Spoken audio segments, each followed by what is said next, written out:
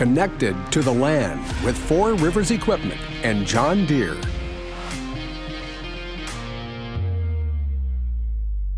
Welcome to the Four Rivers Podcast. We are your working partner, and we mean it.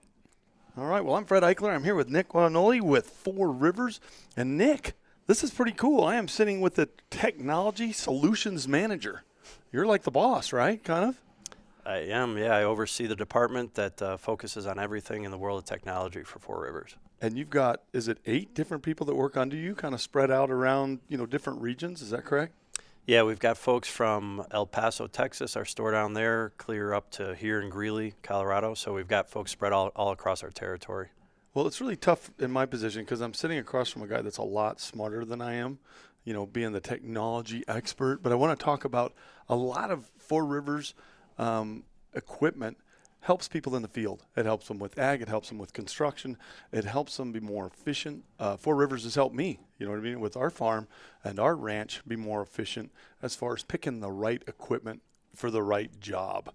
So in a nutshell, could you just give me at first, and anybody that's listening, a little bit more of a broader detail about what your job position is, and then let's break out into construction, and then let's break out into agriculture and talk about some different, not only technology that John Deere's incorporated that Four Rivers sells, but let's talk about how that can help people out and not only save the money, but make them money. Yeah, of course. So Four Rivers, what we have is a Technology Solutions Department, and we brand ourselves slightly differently if it's agriculture or construction. On the construction side, we're known as Foresight Solutions, and on the agriculture side, we're known as Integrated Solutions. At the end of the day, both sides, it doesn't matter what vertical the customer is operating in. Our goal is to try to help them be, you mentioned a few of the things, more productive, more efficient, control input costs so that they can, at the end of the day, be more profitable. So whatever the actual application is, that's our goal and our reason for being. And that's why we're spread across the territory, really. We have people positioned at different stores so they could be very local and very closely connected to the customer and the specific micro effects that happen in the area. What's going on in Farmington, New Mexico is not the same thing that somebody's facing up in Fort Collins, Colorado. So try to be very close to the customer and at the end of the day help them be more profitable so they could either spend more time with their family in the evening and not be working in the farm so late at night, or if they're a contractor, they could deal better with the issues that they're facing, such as labor shortages where they don't have good skilled operators anymore. We try to make technology fit the bill and fill those gaps that they're suffering from. Perfect. So if I'm sitting in my tractor right now, I'm listening to this, I want to walk in and talk to a technology solutions person. Do I just walk into any Four Rivers? Are there certain Four Rivers that I need to go to, or what's my next step just to get started before we break it out into construction and ag? So walk into any Four Rivers location. Everybody at the Four Rivers locations knows who's Integrated Solutions and who's in the Foresight Solutions department. Doesn't matter if we have somebody necessarily working out of that store, we'll be there for that customer. So if we try to put people spread across the territory. So one person may represent 2 stores, but they're very local. So walk in, ask the question. If you say technology, they should know my name, Nick Guadagnoli, and know how to find me, and we can make sure they're taken care of very quickly. Excellent. All right, so let's talk about agriculture a little bit. You said that was Foresight, is that correct? On the agriculture side? Yes, sir. Agriculture is Integrated Solutions Department. Integrated Solutions Department on the ag side. So let's talk about some of the different things on the construction side then, like the smart grade technology. Let's talk about that a little bit. Yeah, so on the construction side, the smart grade has been really interesting and a lot of fun for us, actually. So historically in the world of construction, there's been aftermarket companies that exist that can they can take technology and put it on a motor grader from any of the major suppliers, whether it's John Deere or Caterpillar or any of those guys out there. What John Deere has done now is they've said, you know what, technology is such a key integral part to the future for our contractors that they've taken this technology and they've integrated it into the bulldozer lineup, the motor graders, and the excavators. So now you can buy technology directly from the manufacturer of the heavy equipment, who you've come to rely on for things like quality, uptime, advanced technology offerings to help you monitor your fleet and look at utilization and things like that. Now you can also get all the grade control technology directly installed from the factory.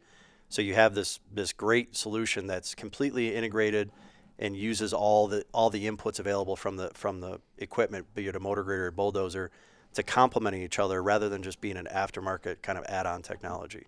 You had to love that. I saw you kind of grin when I said it because you were like, "Oh, that had to excite you." That when John Deere came out with stuff that really kind of helped out, it was integrated, it was part of the system. Yeah, definitely does. And it's streamlined so much stuff for us as a dealership as well to better take care of the customer, because we don't have to worry about, talking about, well, does this technology from this supplier work on this machine?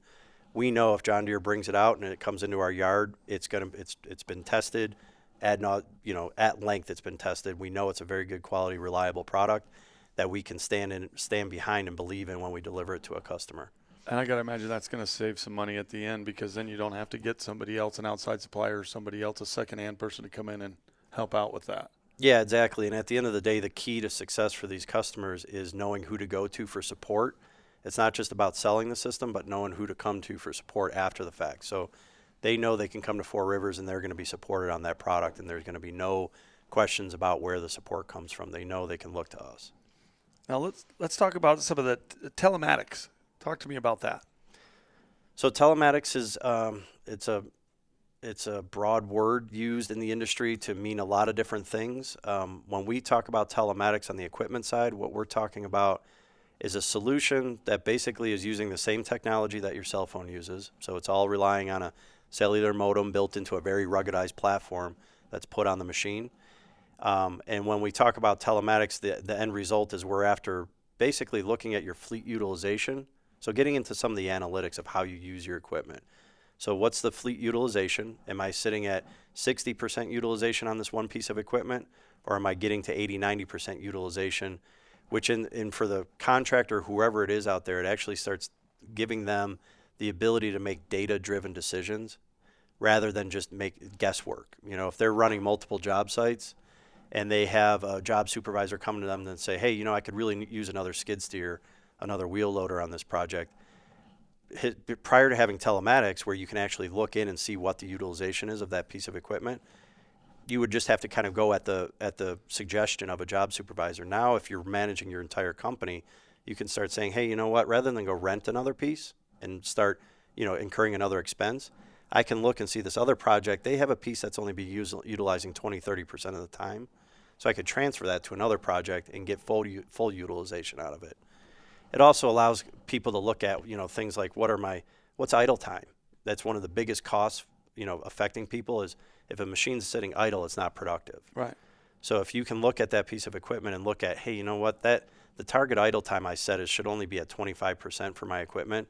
I'm hitting levels of 40%. That's a lot of fuel just being burned and exhausted and no real use coming out of it. So in the world of telematics, what we do is we try to be realistic in understanding that our customers normally have a mixed fleet of equipment from multiple manufacturers. So we try to bring them solutions that will resolve that issue. So they're not only tracking one brand of equipment from John Deere or Caterpillar. We look at a solution that can basically collate all that data, bring it into one platform that they can log in. So now they truly get an overview of their entire fleet rather than just getting snapshots based on make or manufacturer. And then what they can do then is they can start making more holistic decisions for their entire fleet rather than just at kind of a micro level for individual makes and models. And that'll even help them out further down the road, because I know, like, I bought a skid steer from you guys not too long ago, and I was looking at, man, is it worth it? Do I keep renting stuff or do I buy stuff? Do I rent stuff? Do I buy stuff? And, you guys came out and talked to me a little bit. It's like, oh, well, how much do you use it? What are you using it for? How much hay are you picking out of the fields? In the winter, how often are you going to use it when you're feeding cows and things like that? So I think that'll help somebody make some good decisions on whether they're going to rent a piece of equipment or buy it. And here's another attachment you can put on it to clear your driveway from snow in the winter, right? Oh, yeah. Yeah. So Exactly. Utilize that piece of equipment for multiple different applications rather than just buying one piece of equipment that's only going to fit one niche. And that, you mentioned a couple of them, Fred, but that's what people usually go through when they're looking at, do I buy or rent, is how much work do I have in front of me? How long are the project, the duration and whatnot? Do I need something just to kind of fill a blank for a week? Or am I looking at purchasing something because I know I have more work coming up in front of me that would dictate more of a purchase rather than a rental? So those are the decisions, and that's at the end of the day, that's where Four Rivers is here to partner with our customers and help coach and advise on here's really the best situation for you. And hey, based on the work that you've described, we actually think moving down a size of equipment might be more beneficial for you. You don't need this big boy. Let's move you down a size of a piece of equipment, which you're going to get, you're going to use more efficiently and not be burning so much fuel unnecessarily. Well, one of the reasons I chose to do this podcast because of the relationship I had with Four Rivers and purchasing equipment. And Four Rivers is the only people I've ever talked to that literally said, don't buy that. And I was like, what? No, I'm talking to you about buying a piece of equipment. And the guys came out and looked at what we were doing. And it was great because they were very honest. Said, well, for the limited amount of time you're going to use that piece of equipment, I don't think you should buy it.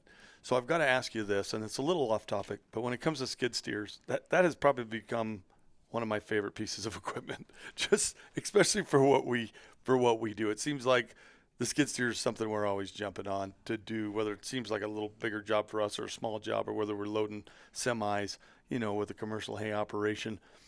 Talk to me a little bit about a skid steer. And do you like it? Is it one of your favorite pieces of equipment? What's one of your favorite pieces of equipment on the construction side? And I'm going to say construction side because I know the skid steer's small on that level. But let's talk about the skid steer a little bit. What do you like about it? Do you like tracks? Do you like wheels? Because I was blown away. I have a buddy that has one, and he goes, I'm telling you, you'll hop in that before you hop in anything else. Yeah, they're a lot of fun. I was just running a couple of them last week actually, and thinking to myself, you know what? I wish I could find an excuse to jump in these a little more often just to play around because they're a lot of fun to operate. If you're running a production or an operation where you have multiple different things you're trying to do, a skid steer or a compact track loader are great tools because they truly become kind of your Swiss Army knife. So many different attachments you can put on those. Not only attachments from John Deere themselves, but there's a lot of third parties out there that make different attachments for very unique situations. If you need to be putting fence posts in the ground, you can get an auger attachment to help speed that up so you're not out there digging post holes by hand. And there's just, if you need to clear your driveway at the end of the year, you can get a snowblower attachment. So if you're somebody who owns property and you find yourself wanting to do a little bit more on your own, and I'm not just talking about a farming operation or construction user. 1 acre. Yeah. It's 5 acres. Yeah, there's always things to do. Exactly. They're great for that because it's just drop one attachment and add another. So they're a lot of fun to operate for sure. And there's a lot of different uses for them. And now within John Deere, what they've started doing is they've started crossing over and making bigger and bigger compact track loaders and SSLs, which start actually when you get into the compact track loader side of like a 333G, you start getting to the level where you're almost replacing a bulldozer at the very small end. John Deere have a 450 size bulldozer, steel track, so it's very specific to what you can do, the applications, but you get into a CTL rubber track, it allows you to, you can cross over parking lots if you need to. The thing could, you're not going to damage asphalt like you would with a steel track machine. So going over a curb or anything like that. Exactly. A little more flexible in what it can do in the use cases, and as far as tracking the machine across different areas, you're not limited like you would be. And then the bulldozer, smaller bulldozer, you have a blade on it, and that's what you're going to have pretty much. The CTL is going to give you all the other options where you can put all the different attachments on there. So it truly becomes kind of the Swiss Army knife for you as far as your fleet goes. As far as doing a little bit of everything. Now, I've got to ask this because I know your background. You were a medic in the military, in the Army for 5 years? Is that correct? Something like that? Yep, exactly. And did the technology that you learned in the military transfer over? I mean, staying kind of current with some of that technology, was that interesting for you? Because I'm sure there was a lot to do with technology in the medical field as well. There was. To be totally honest, there was zero crossover whatsoever. So. Oh, no kidding. Yeah. I would have thought maybe there would be some. Yeah, no, I mean, the biggest crossover I had maybe was in the military driving around larger vehicles when I worked for a transportation battalion. But there was almost no crossover, and the whole moving into the world of technology for construction and agriculture, that was a result of ending my military career, coming out and going to college, and then, looking at what do I do after college. So. Not much of a crossover there. Well, the good thing is if somebody falls on the job, you can help them out, though. Yeah, and my skills are 20 years old now, so they might be better off if I leave them alone. Really? So another question for you on the construction side. There's people like me that, they hear all this great stuff about the technology, and you can pull all this stuff on fuel usage and, how often that machine's being used, utilization time, things like that. How easy is it to pull that? So for a guy like me, that didn't grow up playing video games.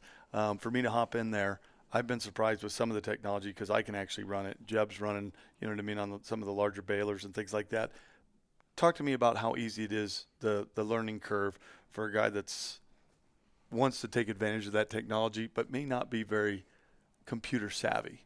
Well, I'd start by saying if you are able to log into your bank account through a website, or log into your fantasy football league and start making some moves around there and looking at how your players are performing, JD Link's about the same exact thing. So as long as you can memorize your login and password, you're into the system, and now you're looking at JD Link, and you can start clicking on different tabs and getting different information. The system is excellent. It doesn't make you mine the data yourself and figure out how to actually represent it in a way that's useful. JD Link takes all the data that you have coming from your machines, and then it presents it in sort of dashboard cockpit style navigation screens. So I can make 2 clicks and look at, okay, that 644 L loader that I have, what fuel burn am I getting right now? So I can see how much fuel burn I have, what's my idle time, what's the percentage of time that I'm using different functions on the system, like as far as, am I using my payload weighing system on that wheel loader? Am I not? JD Link gets all that data because the machine is reporting all that data into the background, and then it just presents it in a cockpit style navigation. So again, if I can look at my bank account and I can see, okay, I've got X amount of dollars in my checking account and X amount of dollars in my savings account, I could get into JD Link and get the data I need. And you can print that out as well, right? You don't have to just look at it and, you know what I mean, inside the piece of equipment. You can print that out. You can transfer that, take a look at it.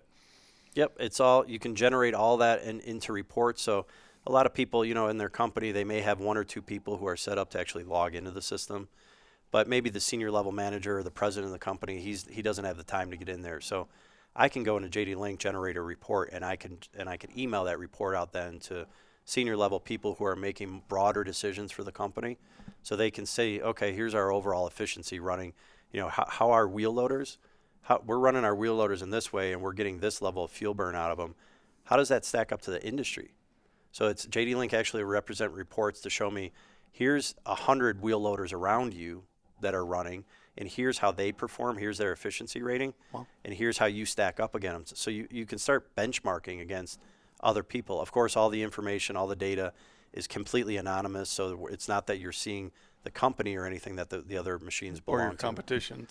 Exactly. You don't know who it is or where it is. You just know that that's an excavator or that's a wheel loader or a bulldozer running in my area, and this is about how efficient they are using that piece of equipment. Well, and that's great for if you're running a business. A friend of mine won actually Contractor of the Year, and he's an avid outdoorsman, and that's how we know each other. Super guy. Runs here in Colorado, actually.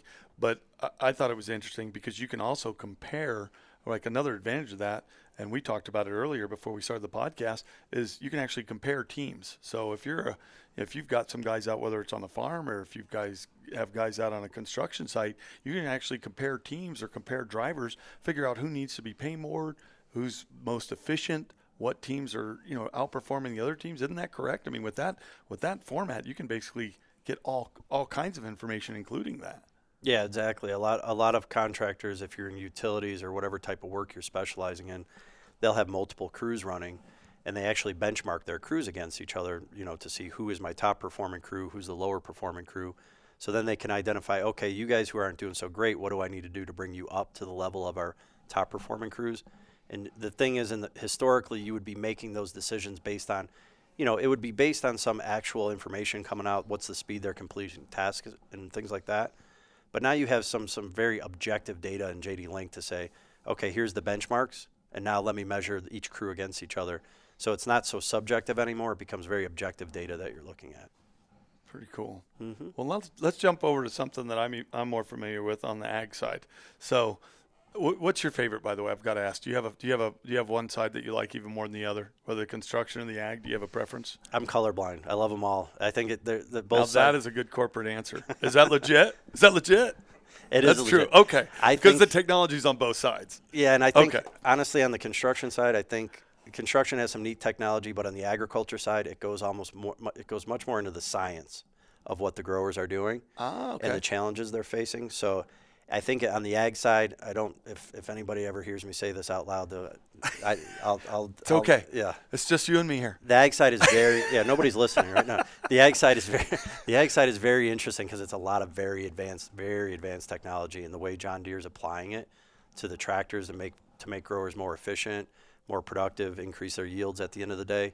It's really pretty mind-boggling, honestly. And I've just scratched the surface with that. But talk to me a little bit from the ag side now, like ag management solutions and how that applies to people. Some of the technology you guys are utilizing. You kind of touch base on that, but I want to go into a little bit more information, I guess, on that. Yeah. So if you just stop and look at the tractor or the piece of equipment, you have your ag management systems, AMS that we call it. So you have advanced GPS technology that goes onto the tractors at a very simple level on a tractor, which is basically telling you, here's where my tractor is. And then you're plotting out your guidance lines, your AB lines to say, this is where I want it to go. Now it gets very advanced. So if I have a combine, I actually have different products on there that'll actually tell me, here's the grain that's coming through the chute. Here's the residue that's coming through the chute. Do you want to adjust this so you get actually better output so you don't get as much residue coming through the chute? And they're using very advanced optics to measure this stuff on the fly. So as materials coming through at 120, 130 miles an hour, there's cameras that are actually looking and analyzing how many seeds, how much grain do I have versus how much residue, and it'll tell you exactly as it's flying through, and you'll see it on your monitor in the cab. So it's pretty.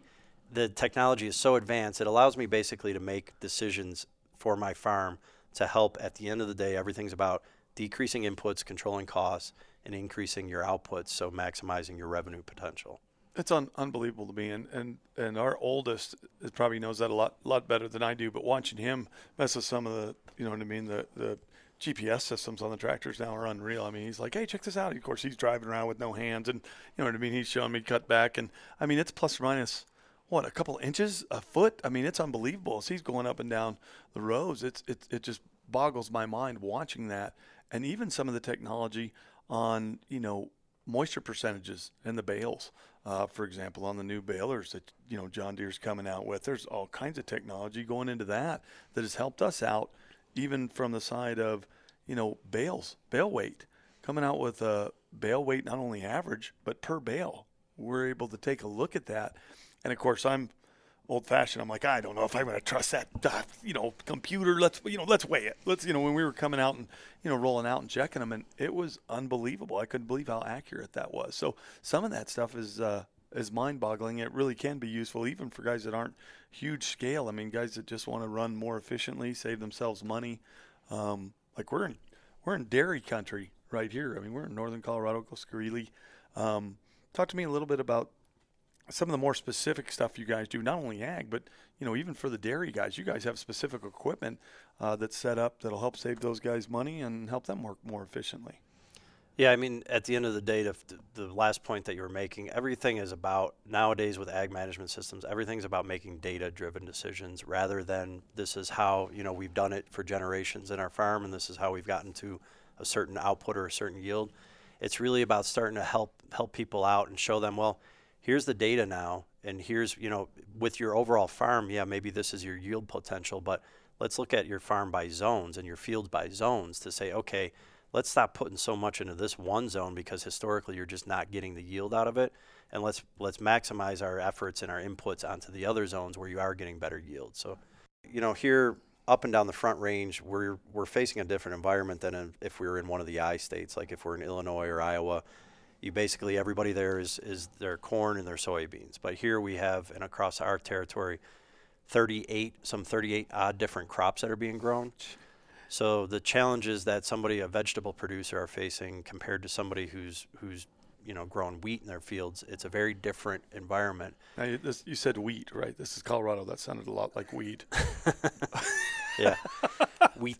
I'll articulate that. Oh, sorry, go ahead. I'll enunciate the T a little heavier. Wheat. Yes. But point being, like, we know that all our folks are local, and they understand what the different growers are going through, so they can really be there to help advise. It's not going to be a one-size-fits-all strategy that we approach somebody who's in Weld County versus somebody who's down south. We're not going to have this one-size-fits-all solution for them. We try to sit down, we talk to the grower, understand the challenges that they're facing, get their feedback as to where they think they can see improvements, and then we really help them. So big part of this is understanding, what conditions am I facing in my field? What soil types do I have in my field? And there could be multiple different soil types across one field. It's not that one field is completely homogeneous. So we can work with them, draw soil samples, actually test the soil to understand what's the composition we're working with to start with. And then we can do things with it, some advanced technology. We have an electromagnetic rig that we can actually go out. We can map the farmer's field. So we tow behind this device, behind a quad, a side-by-side, which actually tells us, here's the different types of soil that we're dealing with now. Not necessarily down at the chemical composition, but the different types of soil you're dealing with. And then that helps us, basically at the end of the day, what we're doing is we're creating a map. So now we know for this one field, we have composition of X and we have soil type of Y in this area of the field, which at the end of the day, if you're growing crop Z, maybe not the best for this crop, best condition. So we can help advise on how we can actually set you up to be more productive with the crops you're growing and maybe minimize inputs in the area that's not the best conditions for that crop that you're trying to grow. Yeah, and then at the end of the day, we map the field boundaries for you, so you know actually where we're working. And then everything from there that's kind of your foundation to get going. From there, what we do is we revisit throughout different parts of the cycle of the year, right? So it's not just starting out and getting this done and then we walk away, but we're there with you. Okay, as you have emergence, we'll come out there and check and see how are we doing now? How is emergence pretty uniform? Is it not? So then we collect data, and all this is building up a historical library of data for your fields. So now we have 2-3 years worth of data once we've gotten into this with you to understand, okay, at the start of the year, we analyze and we determine these are your soil types and these are the composition of your soil, and we generate prescriptions for you. So recommending prescriptions and how what's the seed that you should be using, working with your agronomist if you already have an agronomist on staff. What's the seed variety you should be using? And then what are the yields that you're getting at the end of the year? So now we can look at, okay, input was X and yield was Y. What do we adjust for next year to actually make this better for you and increase yields again? And this is an iterative process, so we're working with you throughout the months and the years to come to help really get the best yields out of your fields as possible. And what's great to me is that it's about money. And you know, that's the bottom line, and I'll say it, but I mean, it's about, you know, being more profitable, whether you're in construction, whether you're a farmer. I mean, a little tiny thing can make a huge difference on our farm, you know, whether we're going to, you know, make money that year, whether we're going to lose money, whether we're going to break even, or we're going to pay for fuel costs and things like that. So what I like, and what I'm hearing from you is, and a lot of stuff I didn't know, is that not only will you work with somebody that's been established, a guy that's been farming, or he's a 3rd, 4th generation farmer, and you may be able to help them improve what they're doing, maybe help them you know, improve, make a little bit more money, make more logical decisions on the equipment. But also maybe for somebody that's brand new and thinking about farming, I've got a piece of, you know, whether it's 5 acres or 2 acres, or, you know, a guy's got a little place that he goes, man, I want to improve the habitat for maybe a couple cows or for horses, or how do I, you know, rotate pastures and things like that. You guys will help walk them through it, whether they're experienced or whether they're brand new. Yeah, exactly. A call to 4 Rivers, and we can come out there and work with you. We have certified crop advisors on staff. We have an agronomist on staff that can work with, if you already have an agronomist, work with to come up with the best solution. Or we can act as a consultant and advisor to you to really say, okay, here's where we're starting out. Here's the conditions that we see. Here's what we recommend. Now we go through a season, measure the results, and now next year we adjust until we got it dialed in to where we're getting the best possible results for the property that you own. And it makes a big difference. We had the hay specialist, Kent, came out and advised us on a bunch of stuff. You know, he was like, hey, and he did it in a really nice way. It's like, hey, you may want to do this, you know what I mean? Or maybe, so it was super talking to him. Talk to me a little bit. You guys are using some drones, some drone technology, which is interesting to me. Would you talk a little bit about that? Because when I think of drones, you know, I think of, you know, sci-fi movies or, you know, right over there, Zach? When he thinks of drones, he thinks of flying over the nude beach. All right, got it. He made as soon as I said drone, he started. No, sorry. Sorry. So you guys also, I mean, the technology is across the board. I mean, you were just talking about something that you can drag behind a four-wheeler. What do you call that piece of equipment, by the way, that'll measure, map out the field and give you soil samples based on the whole different field? So it's called the EM rig, electromagnetic. It's using electromagnetic pulses to send down into the ground, and it measures the response rate, the feedback. So like nitrogen levels or anything?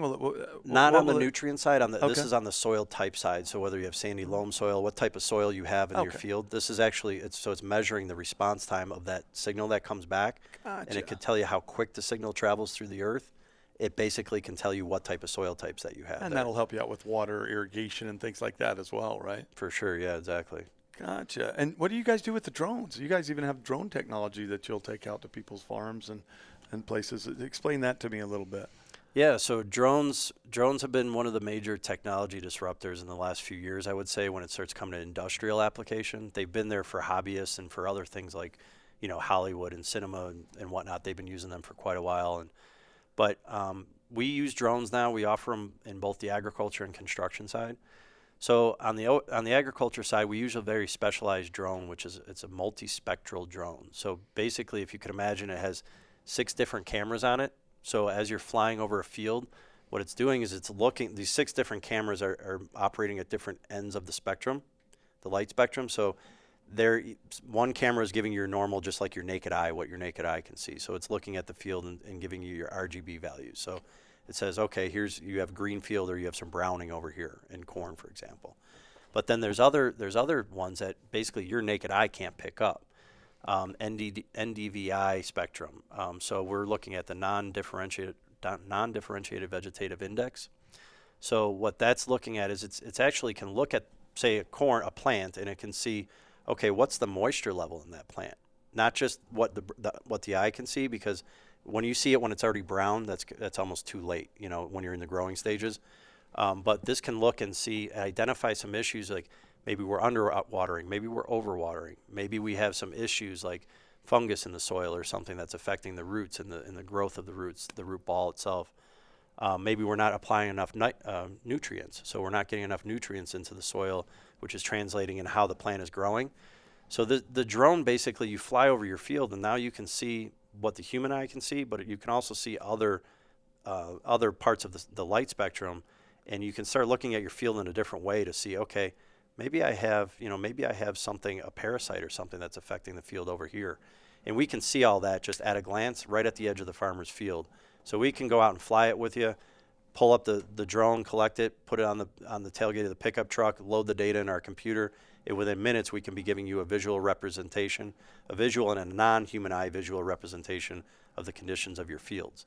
So the bottom line is to identify problems before they become bigger problems.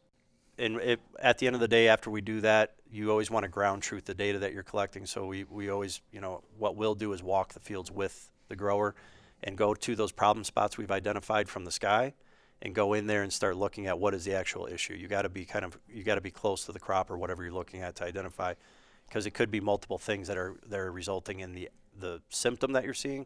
So you got to get in there and really get some ground truth, if you will. Well, and we had a water flow issue one time on hay grazer, and it was interesting because, hay grazer was probably 8 feet tall, looked amazing. You know what I mean? I'm looking at it just tickle pink. We flew a drone over, and I found a spot where literally our water wasn't flowing through one area good. And, granted, it was 1 acre, 2 acres, but we had pretty much lost it. Had I flown that earlier and looked at it, I may have identified that as a problem earlier and saved a couple acres. But it was really interesting as it was. I didn't see it until we flew the drone over, and I was like, wow, look at that. And we were able to fix the problem, but a little too late. But it's amazing how that technology really can help you out. Yeah, for sure. And, as you get into larger fields, you can't necessarily see everything from the field boundary. So having that drone and that bird's eye view to get deep into the interior of the field, if you're in irrigated land, you may spot something where maybe you have a section of your pivot that's not working correctly or something, so you're getting no water onto the interior of the field. Or if you have drip tape and your field's in onions, for example, maybe there's a section of the drip tape that's gotten ripped or torn up and you're getting too much water in an area. But things that you wouldn't spot from ground level, from the outside edge of the field, a drone allows you to get that bird's eye view and get into the interior of the field and really identify things early. And in arid country, you guys also help guys out with water management as well. We do, yeah. So it's water out here is a big concern for most growers. So we offer water probe technology. So basically, if you can imagine, we have a probe that's 3 or 4 feet tall. We go out, we work with the grower. It's got multiple sensors up and down the probe. So at 4-inch spacing, you have sensors that are identifying what's the water level in the soil there. So if I sink a probe 3 feet in the ground, and I have sensors for every 4 inches up and down that probe, it's telling me, as I'm applying water, is water getting deep down to the root ball where I actually want it to get to? Or is it, and maybe I'm not, my water events are not long enough, so it's just sitting at the surface level and evaporating before it has a chance to saturate the soil. It also tells me, do I need, maybe I've had enough, maybe we've actually been in one of these rare years where we get enough rain, and maybe I don't need to water. So if I can skip a water event, that's a huge cost savings for me as far as input costs. I can eliminate one of those. And again, it also, we work with the grower, so we look at the field. We don't just go out and stick a probe randomly in the ground. We work with the grower and we identify, okay, high spots, low spots, kind of your average spot as far as elevations go. And then we place probes strategically throughout the field so that we can get a good representation of the total field and not just one anomaly. You can imagine if you put one probe in one low spot, well, it's going to be super saturated there, but the rest of the field. Yeah, exactly. So, yeah, we try to work with the grower, and then what we do is we assemble monthly reports that we'll go sit down with the grower. So we say, it's not just put the probe in the ground and okay, good luck. We actually collect the data, and then we'll go sit down with the grower and go through the data that we've collected over the previous month to say, okay, here's how your water events are actually affecting, your 20-inch zone, or this is how your water events are affecting your 10-inch zone. So we can help them throughout as the crop is growing and as you expect the root ball to develop deeper and deeper, we can help to make sure that water is getting where they intend it to go. Gotcha. So I want to ask you a couple more questions before we end up, but I just want to mention I'm here with Nick at Four Rivers. He's a technology solutions manager here at Four Rivers, and we're talking about all the things you can do to help not only save money, but run whether it's construction, ag, or you're starting out and want to build, 1 acre to help, draw some animals in, or maybe plant your own alfalfa or oats or wheat or whatever it is for your horses or your couple cows that the kids have for 4-H. Four Rivers has got a solution for you. So, Nick, I'm going to ask a question that I know a lot of people may be thinking about. I know I had some questions and was a little apprehensive at first on, asking advice. How much is it going to cost me? You guys have all this different technology. You can help out with all these different solutions from the construction side, from the ag side. How much does it cost for me or somebody to come off the street and sit down with you guys?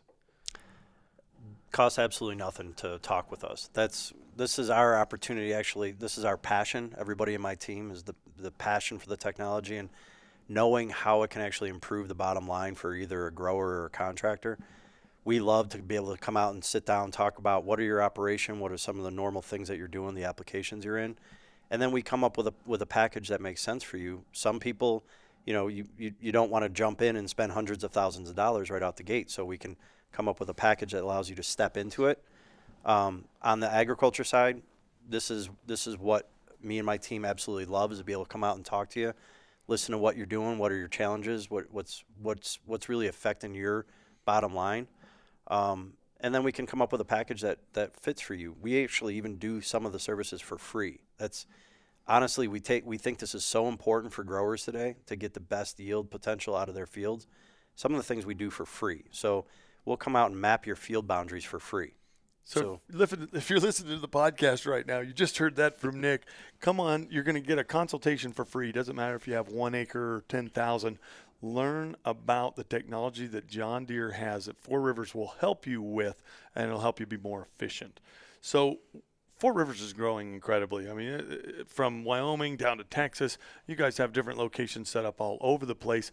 Job opportunities. Let's say there's somebody listening. I like to talk about this all the time because when I was a young man, I always wondered what opportunities there were in the field that I was passionate about, whether that, passion was farming or, construction, or for me, it's outdoors.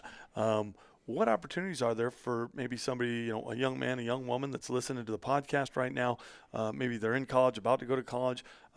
Maybe they didn't go to college and they're looking for a job opportunity in a field that they're interested in. what do they go to when it comes to Four Rivers?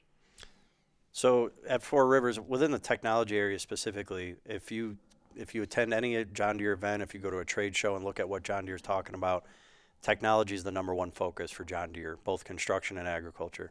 So our departments are not shrinking. They're not staying the same size. We're growing for sure. We love to talk to people who are coming out of school from a precision ag program, either community college or a four-year degree. It doesn't matter if you have some of that experience and knowledge. More importantly is if you show the aptitude for technology, if you show the ability to actually grasp the concepts, and you have that kind of innate curiosity that's built into your DNA and you want to learn more and more about technology, we love speaking with folks who are interested in coming and joining our team. A lot of growth opportunity for us up and down the entire, from Cheyenne, Wyoming, clear down to El Paso, Texas, where there's a lot of growth opportunity. And like I said, it doesn't matter if it's construction or agriculture. If you have that curiosity and that drive to learn more about technology, and maybe you're one of these people who like to play on big toys, right? At the end of the day, that's one of the coolest things about the job is it's great technology, and we get to go out and play on big excavators, big tractors, and help growers and help contractors learn how to use those heavy pieces of equipment more efficiently. What I love is everybody's wearing jeans, everybody's wearing flannel shirts. Every time I come in with Four Rivers, I can pretty much count a guy's going to have a Four Rivers hat on, probably a pair of jeans, pair of boots. The gals, I was talking to a gal earlier, she came out, and it looked like she had just stepped off the farm. She was awesome, just like, hey, how are you? Just everybody's pretty much exactly what you see. So you guys have opportunities for everybody from mechanics all the way up into office and to the technology side like you're in. That's pretty awesome. There's a lot of job opportunities at Four Rivers. There are for sure, and one of the areas of our dealership that really is actively seeking new people is the service departments.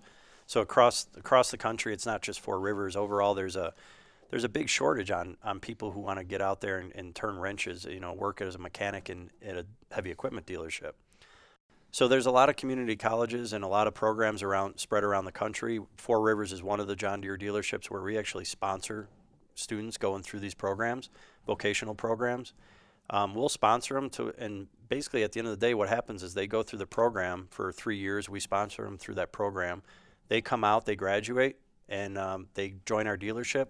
They work at our dealership. We even set them up with a new set of Snap-on tools to get them going because we recognize that's a very expensive investment for a brand new mechanic. So if you're one of those people out there and you're wondering, hey, I'm 18, I'm 19 years old, what am I going to do? Am I going to go to a 4-year college? It doesn't seem like the right thing for me. I've grown up working around the farm or working at my dad's as a contractor, and I'm used to getting my hands dirty, and I enjoy that kind of work. We've got a lot of opportunities for people out there who are looking for that. Where do they want to go with their career? Inquire at Four Rivers, and we've got a lot of opportunities to help guide you. And would that be fourrivers.com if they wanted to go directly to the website? They could probably check that out there. Yep, it's a very easy one, fourriversequipment.com/careers. So that's number 4riversequipment.com/careers. All right, I got to ask you, I got to hit you with one more in closing because a lot of people have a cool John Deere experience. And John Deere's, for sure, without a doubt, the most recognizable name. I mean, there's people that have never been in a tractor at all, and they know John Deere. So my John Deere is an old 4020. It's the first one we ever got. And, I got it later in life, and it was over 50 years old now. So it's a little older than I am. Don't ask. But it's it's great. Thanks to Four Rivers, they've kept that old tractor running for me, and we're still doing work with it. But from your side, you've had the chance to get on all kinds of pieces of equipment and run the technology involved with them. So from your side, whether it was construction or whether it was ag, with all the different pieces of equipment you've had experience with, if there was one piece that you could find for Christmas, if your wife said, Nick, it doesn't matter, you just tell me, I'm going to get that piece of equipment for you, whatever it is, what would it be? So I have to be, again, the colorblind answer here. I have to pick one from both sides. Okay. If that's okay. So 850K bulldozer. Oh, nice. I nice. think that's just it's a really fun piece of equipment to operate, and it's actually one of the first pieces of John Deere equipment I ever operated. That's a little kid in you, right? Pushing a bunch of dirt. Oh yeah, for sure. Yeah, you're out there and you're pushing big heaves of dirt, and you put the technology on there with a smart grade system, and you hit the button and it controls the bulldozer automatically, and it actually makes Lifts the blade for you the whole 9 yards to the right somebody level. who doesn't know how to run a bulldozer, it actually makes you look like you ran a bulldozer. So for me, that was one of my first experiences in a John Deere piece of equipment, and I jumped out of it at the end of it, and I'm looking at what I did, and I was like, wow, okay, maybe I could actually do this. That was really fun. But then on the ag side, I have to say the sprayers, I think they're massive, really interesting, very intricate pieces of equipment. The booms fold in and fold out as you're ready to actually start your operation.